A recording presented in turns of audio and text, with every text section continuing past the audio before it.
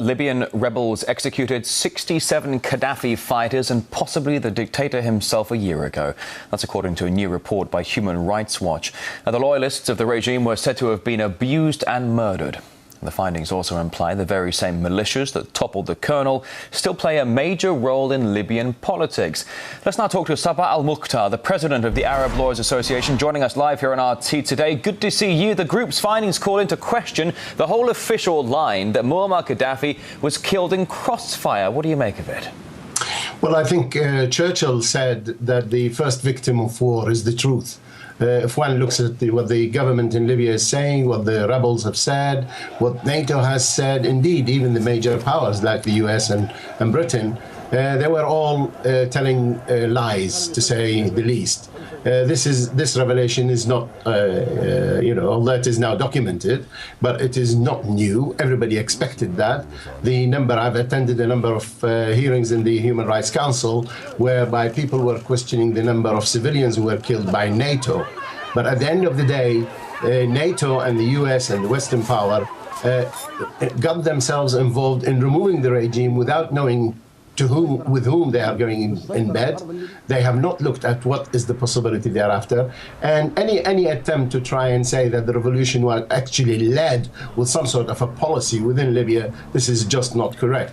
The people revolted, NATO jumped on board, and that's the result of it. So, of course, human rights abuses were done by Gaddafi, by the revolution, and by NATO. And NATO plays quite a big role and has a full responsibility. I think it's very embarrassing this revelation would be to the Western powers. I was just going to say, some might indeed call it embarrassing. Here we have the issues that Libyan rebels executed 67 Gaddafi fighters and, of course, the leader himself. And, of course, they were being backed by NATO the entire time. The report appears, though, just days before Libya celebrates the anniversary of Sirte's fall, Gaddafi's hometown. Since then, the country's new leaders have depended heavily on former rebel militias to secure cities in the absence of a strong national army. How do you assess their role in the country's security at the moment? I don't think this is working out yet, because at the present moment the government is taking very harsh line on, for instance, Bani Walid. They are bombing it from the air and rockets, because Bani Walid was one of the towns which stood against the intervention of the outside world. You have the factions between the Islamist and non-Islamist. You've got the various tribes.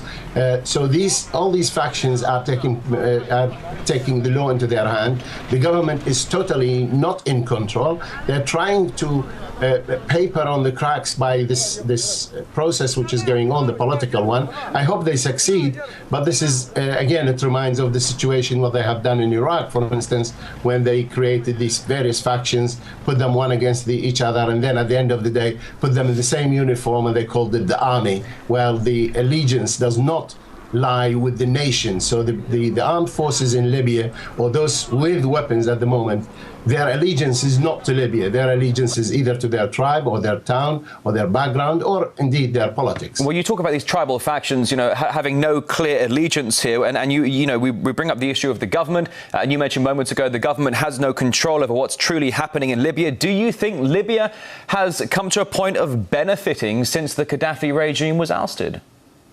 Well, I wouldn't expect revolutions to produce positive results for the people. But what we have, the disturbing thing is that everything in Libya at the moment is going bad except the export of oil. The Western powers, whatever their motives were, democracy and dictatorship and all that, really at the end of the day, it is just the financial interest you have there. Italy and France and Britain and America, they are falling over each other. Each one of them is backing one group or another, whoever can get them the business. The Libyan people are certainly suffering at the moment more than they did under Gaddafi. Gaddafi was a dictator, he was a madman, he was doing all the bad things for the people, but that is only when the people were against him. At the present moment, we have a situation where the Libyans are pitched against each other, the government is pitched against some of them, the tribes are one against each other. The only thing that is going is the oil, and that's as long as it goes on, the world will not remember Libya, will not think about it. Human Rights Watch and other human rights organizations or raising this issue, quite rightly so, they are dealing with this issue when they know that, in fact, when one looks at Chris Stevens, the U.S. ambassador, who actually, he is a U.S. ambassador, and he goes there and take a picture, a photograph with the body of Gaddafi showing the thumbs up signal. Now, isn't that an abuse of human rights? Is that what the Geneva Convention says about people who are killed? Is this the respect of human rights? But no, that is a different issue. What we come out, so the selectivity in this aspect on the politicians, not on the side of the human rights organization or the other organizations. Those people are doing their job. What has happened there is contrary to the human rights, it's contrary to international law. It constitutes war crimes, and people should be answering for that. But does that include NATO? People are talking at the present... Does it include NATO, and does it include any members of NATO actually being held to account in the International Criminal Court at The Hague? Sabah Al-Mukhtar, I wish we had more time for this. We don't. The President of the Arab Lawyers Association, many thanks for coming on RT today.